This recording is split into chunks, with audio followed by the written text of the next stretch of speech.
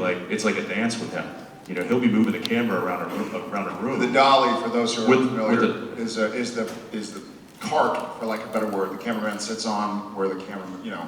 So the dolly grip is the person that controls where the cameraman and the camera go. So if I get up and I start walking around a room, he's got to be able to follow me, and it has to be, you know, it has to be this very well-rehearsed movement. And so there's a lot of technical things that we do that we really enjoy that aspect of the filmmaking. And I think it was a kind of a natural progression for me anyway to want to try to see what it would be like to work from behind the camera. So I took most of what I knew, and that was, in my opinion, the biggest asset that I could offer to being a director was my knowledge as an actor.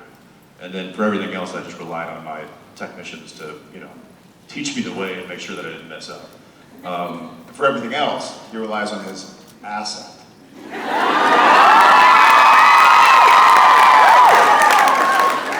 His asset.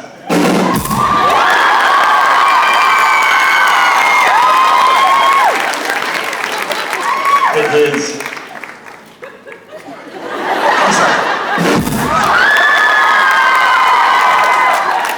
10 years.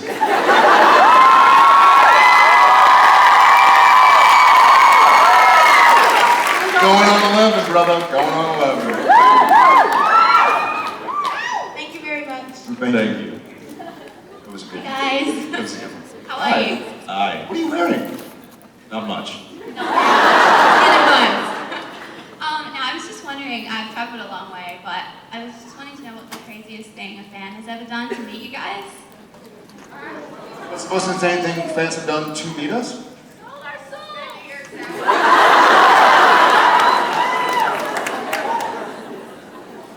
That's a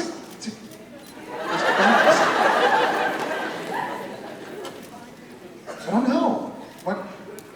Well, I think there's some of you in this room who have traveled great distances, and that's incredible. Giving up a football Sunday is pretty crazy. Granted, it's only Pro Bowl today, but you know, whatever. But as far as out of the box crazy, I'm naming my baby for you.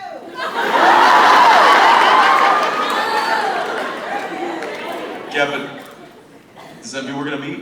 I'm just kidding. I will meet your baby.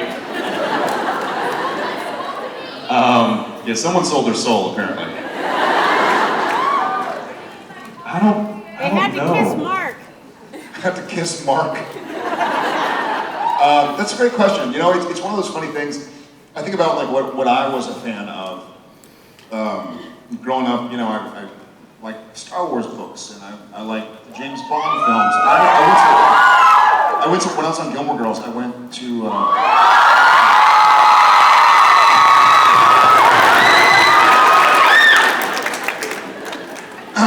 Back when I was Dean.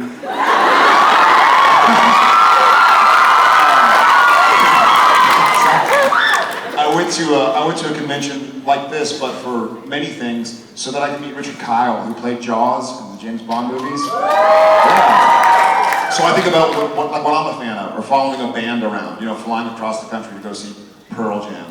Yeah. So it's fun. That's what you're passionate about, right? And you spend your hard-earned money to go somewhere, to be around other people who share the same passions.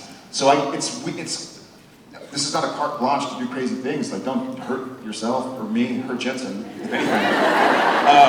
But what I mean, it's if you're passionate about something and you have a chance to go do something and be with other people who are passionate about it, then I don't really think it's crazy. I think that's what life is about. Right? That's awesome.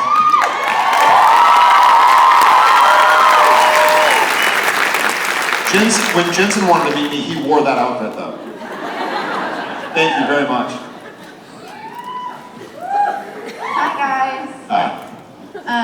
For my question to Jensen is, what was your first impression of Misha? And then to Jared, can you do your best impersonation of Misha? Because that's what I had him do for you.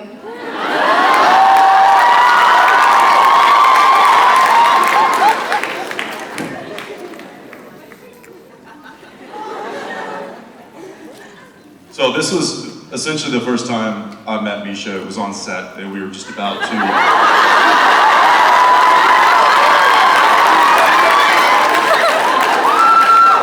And we were just about to rehearse the scene where the character is introduced for the first time, where he comes into the barn and the lightning, and so I didn't really get a chance to meet him because I was working, shooting a scene with Jim Beaver, and so all of a sudden they just bring this new guy on set. They're like, you know, we're just gonna get right into a rehearsal, we'll block out the scene. I'm like, okay, great. So then basically this is what happened.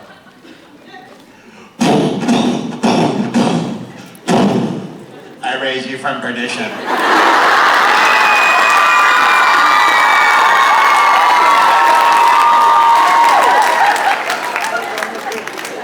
So I did that, had the scene, and my face was, and then I quickly found Jared, and I was like, Hey man, how's the, you worked with that new guy, right? What's it, Misha? I don't really know how to say it. I don't know how to pronounce his name. What's it, But is it good? How's it apparently it's not even his name. So, Wait, so he chose a fake name and it's Misha? yeah, exactly. I don't know. Weird, but what's more odd is I think he's got like throat cancer or something. Something's going on can I give you a hand? Can I? You need some help there? It worked. That's the straightest wardrobe. thing I've ever had. Wardrobe. Can we? Okay. Yeah. He Lost loses my his shoe. shoe quite a bit.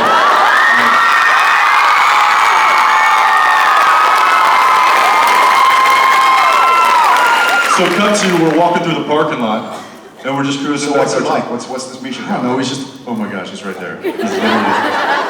He's right there, and he's really, really odd. He's looking at us. That's legit. We walked up, he was like sitting, it was like a Stephen King movie. He was like sitting on the edge of a truck. Yeah. He was just like this, like sitting on a truck. Like, But on the bed, like on the flat deck of a truck, where like grips store their equipment, he has a perfectly good trailer right next door, but he's sitting on the back deck of this flatbed. as we walk by talking, And we he's just like, walk back, and he's like, yeah, he's right there, he's right there, he's right there. I think he was in character or something. True story. Nothing's changed. Thank you so much. Yeah, thank you. Thanks.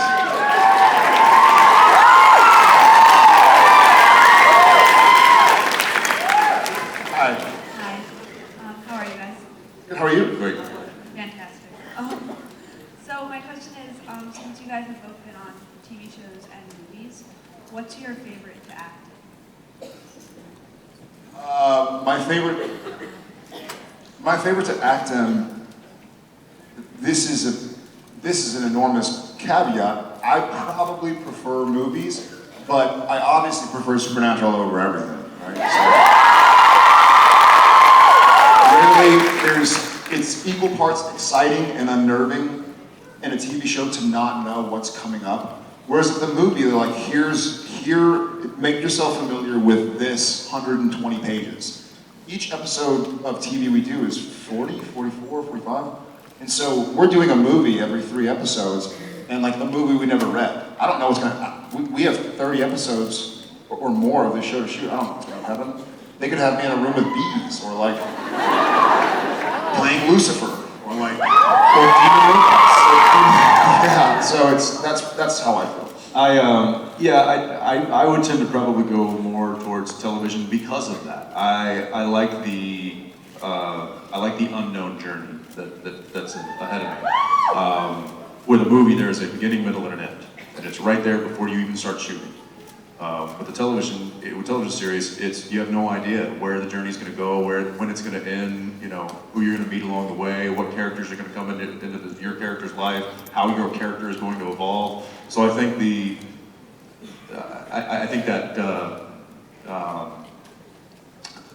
not uncertainty, but the unknown and the journey to find where this is going is exciting for me, and so I would prefer that.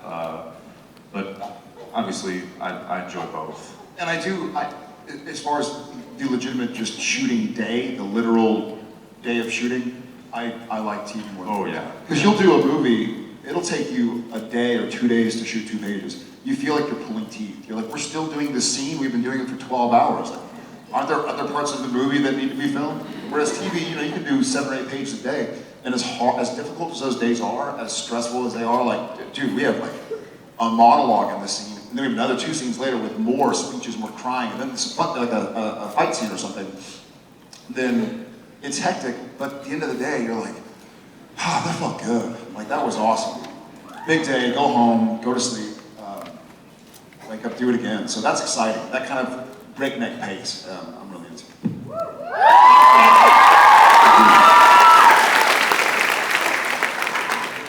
Hi, I was wondering if y'all ever get emotional with your characters. If we say again? Like, if you get emotional with your characters, like... With our characters? Yeah. Yeah. Specifically?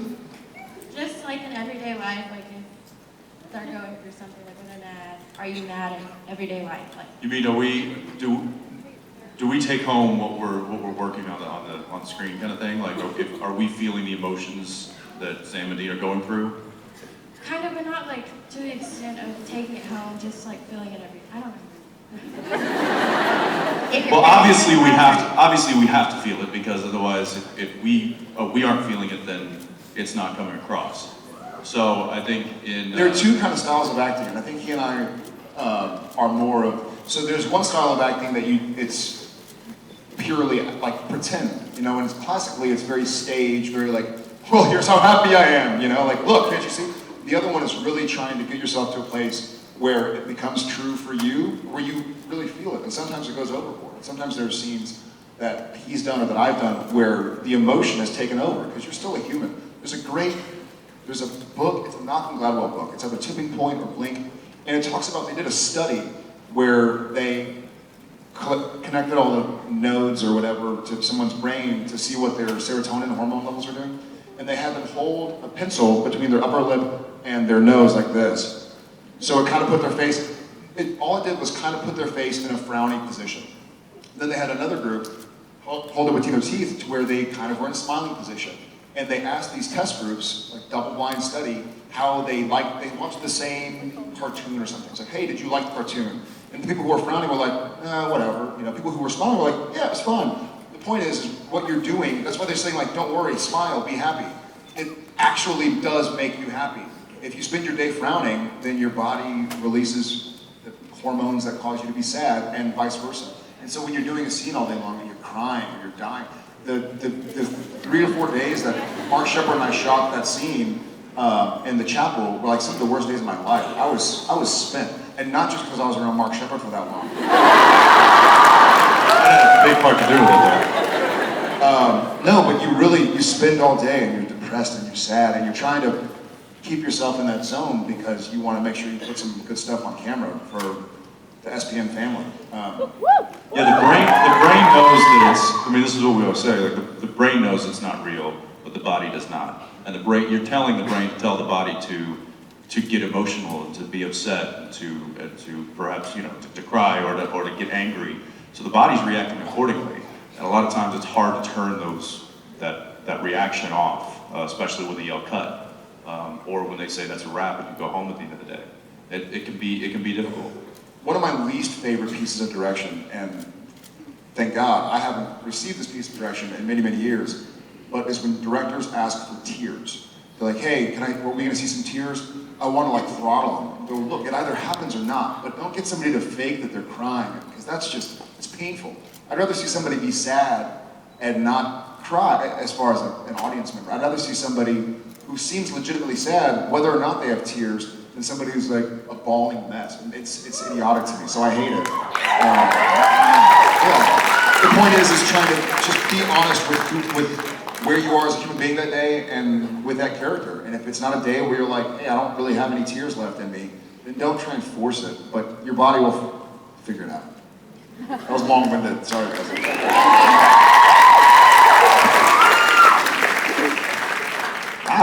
Hey guys, I'm trying not to stutter this time. So, like in different parts of Supernatural, you have to wear like makeup, or you get punched a bunch and you gotta get all bloody and stuff. So when you first had to start doing that, what was that like? I mean, starting to do stunts. Well, not stunts, like the makeup you have to wear for it. Like, is it uncomfortable? Oh, wearing the, like all the blood and the cuts and Yeah. the bruisings and stuff. You forget it's on unless it's a prosthetic. I don't forget it's on.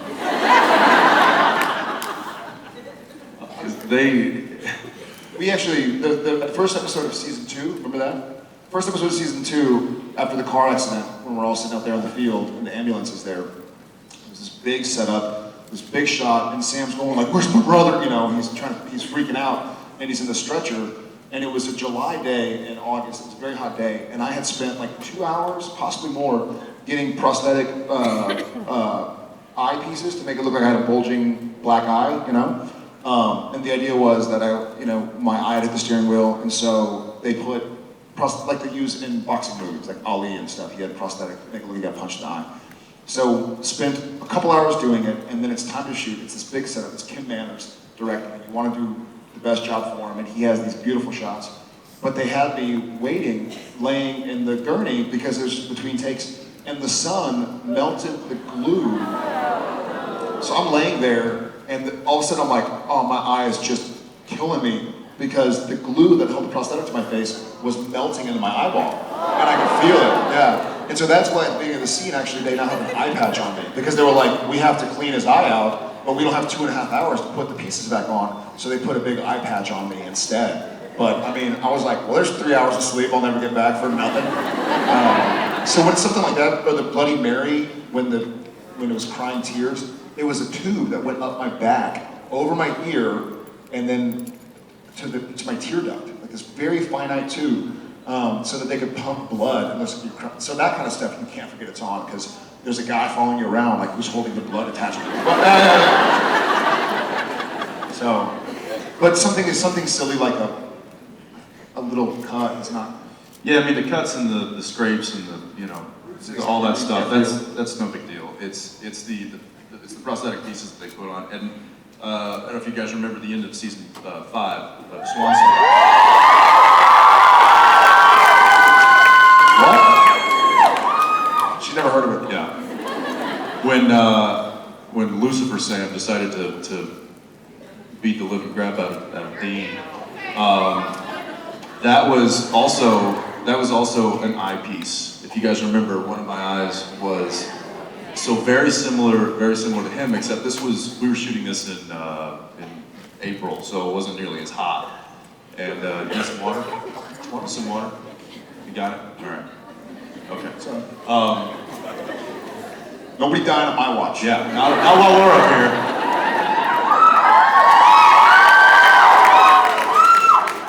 He will gladly resuscitate you.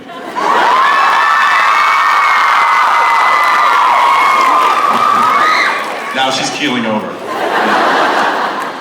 I saw somebody in the third row start punching themselves. So I had this eye thing on, but it wasn't hot, so it wasn't melting. The glue wasn't melting in my eye like it was for him. I remember that day, but that was awful for him. Instead, it worked as though it should. The thing was, it took such a long time to shoot that scene that I was wearing this thing covering one eye for almost 7 hours. And what's interesting is when you cover up one eye, you lose your depth perception. And for a little while, then your eye, and this is how amazing the human body is, adjusts itself. So then you start operating off one eye just fine. And You just got really like flinchy. yeah. His That's body. just like, I was like, don't be sneaking up behind me, guys. I will kick like a donkey. We'd be this far away. I'd be like, hey, do you want to rehearse? Yeah. He's like, dude. Not so close, all right? Announce your presence. But then, very similar to what happened to him, is in that scene after, he punches me and throws me against the Impala and wrecks my face, and I see a little army man. and then he sees the army man, and then he goes into the hole, right? And then there's this scene Well, where there's flashbacks before that. whatever. We're on the call. Look, I'm getting to a point, all right? We don't have all afternoon. So basically, Dean has just now lost his brother, and like it happens, his face starts to leak. Well, the problem is that now the eye that was underneath all that glue is now producing leakage. So all the glue is now melting because of the salt and the tear, and it's getting into my eye, and so it was the same thing, and it was, so, a lot of fun. Here's a funny story. When I first moved to Los Angeles, I hadn't really officially moved to Los Angeles. I still was going to go to UT, but I had a job, I had a 4-episode guest star on Gilmore Girls and a job on ER. I was a guest star on ER for 1 episode. And I think I was still 17 years old. I was staying like in a subleased apartment that I couldn't sign for myself. My agent had to co-sign with me because I wasn't of age yet. And I go and I do this episode of ER, and I was in a car accident, so they put blood all over my face. And I didn't really know at this point in time that you could go to the makeup trailer and be like, hey, can you wash my face, please? So I just like, oh, it's time to go home. It was a wrap. And so I'm driving home. I'm driving home, and this guy, and this doesn't occur to me. This guy, I'm stopped at the front of the WB lot, and it's a crosswalk. And so y'all are me facing this guy, just walking across the street. He goes,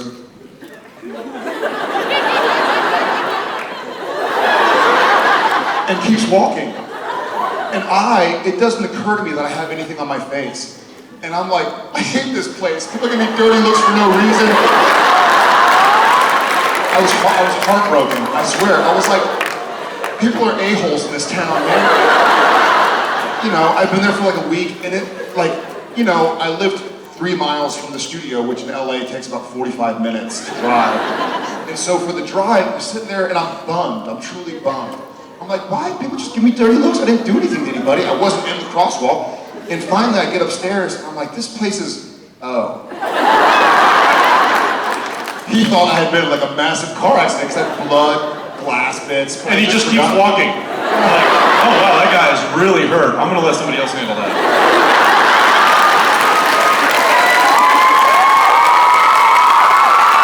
It was you. It was you. So, Los Angeles. yeah, thank you. Cheers. Hi. Hi. I'm talking to Jared. When Sam goes into the cage and comes back out and he doesn't have a soul, what happens to his demon side technically? Is it dormant? What happens to his what? His demon, like he was drinking ruby or blood before. Oh, his demon side. Yeah. So is it dormant again, like when he was a kid or a teen? And Wouldn't you like to want know? to come back? I think it's still there. Somebody was very excited about that answer. That was the person that was punching himself when you said I was going to resuscitate him. I think it's still there. I think, not to ruin the mystery of it, but because the season 5 finale was kind of the whole entire vision of Kripke's story, we had to do something, right? And so had we kept it so in the forefront in season 6, it would have been hard to get around, like, what about the demon stuff? Like, what happened? And so they kind of changed Sam. But I think it's still there, down somewhere dormant, so maybe we'll see it.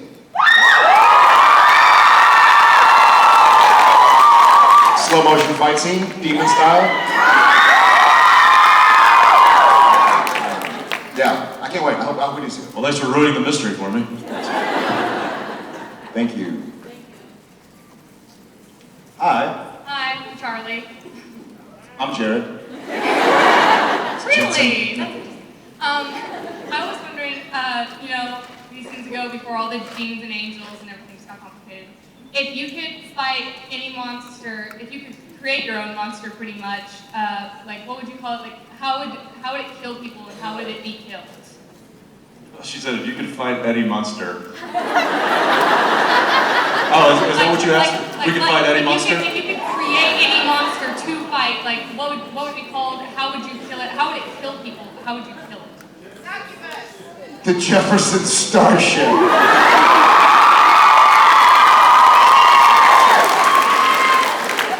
Oh no, Dean. It's the REO Speedwagons.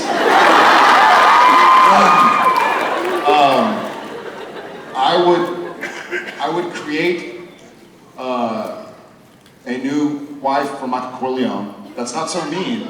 But no. That's a hard question. I think in my opinion, I think the most interesting dynamic, just visually, is for like shapeshifters of sorts, or if they could clone like a Sam and Dean or another hunter. I love like I watch James Bond movies. You know GoldenEye when 007 fights 006, and like they're both equally equipped. Like what's gonna happen? They both say cool things in a British accent. So I like the idea of fighting another hunter or fighting another Dean or another Sam, because then it's, you know, they kind of know what we know. And it would be killed by us being badass.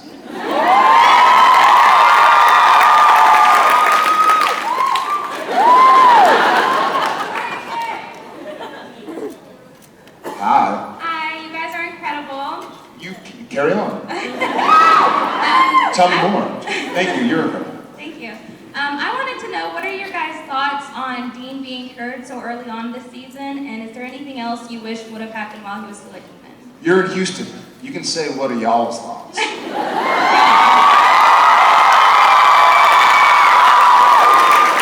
just did that. What was that? I missed the first part of the question.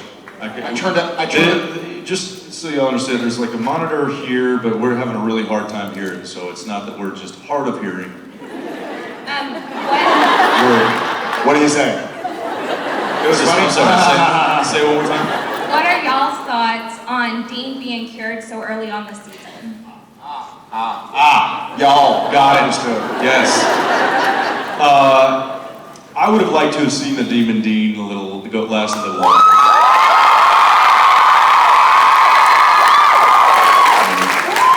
So you guys don't agree? Nobody? Yeah, I think, in fact, I know that I've had a conversation with a couple of the writers, and they also agreed. I think it was something that they really fought with in the writing room, because they wanted to utilize it a little bit longer and maybe keep it on for 5 to 10 more episodes, or up for 5 to 10 episodes. But I think at a certain point they were just like, we only have 23 episodes in the season. We got to get going, because we've got the other storylines to tell, and so there's just there's only so much story they could write. But I agree. I think that they probably could have gotten at least a few more episodes out of that character. As a small non sequitur, I was in Austin this past week, and Jen and I had a date night, and when I turned the TV on the next morning, it was the episode with John Breeze. You're in purgatory. No, Vinny's out of purgatory, and you think he's killing people, but it's the other vampire that's killing people, and then he's with his. And I thought, and I was like, you know what? What the hell? I'm gonna watch it. And so I sat down and I watched this a couple days ago. It was an awesome episode. It was really cool. God agrees. I do.